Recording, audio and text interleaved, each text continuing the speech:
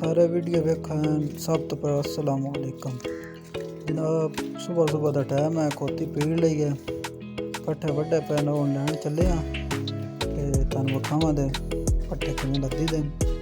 चलो जी आ जाओ।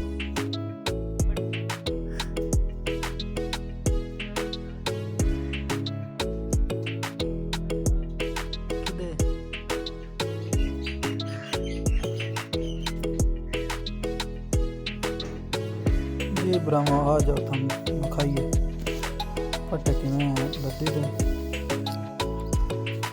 ओ खोती पड़ गई टक्के विच, देखो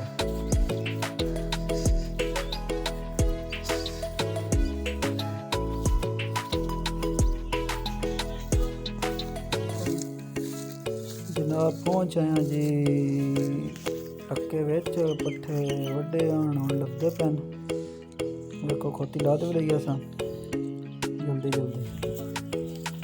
हम डेरे हल जाने पे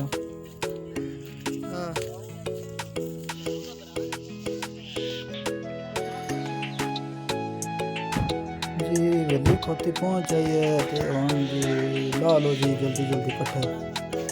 भाई साहब देखदे पे नहीं खोती लै जानी है।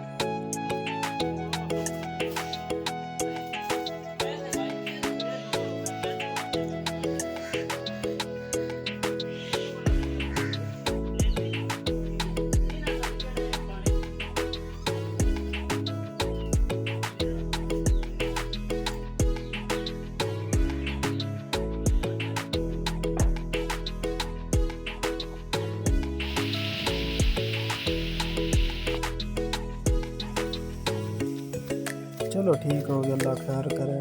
फिर मिलते हैं तुहानू अगली वीडियो। वीडियो चंगी लगी तो सब्सक्राइब कर देंगे।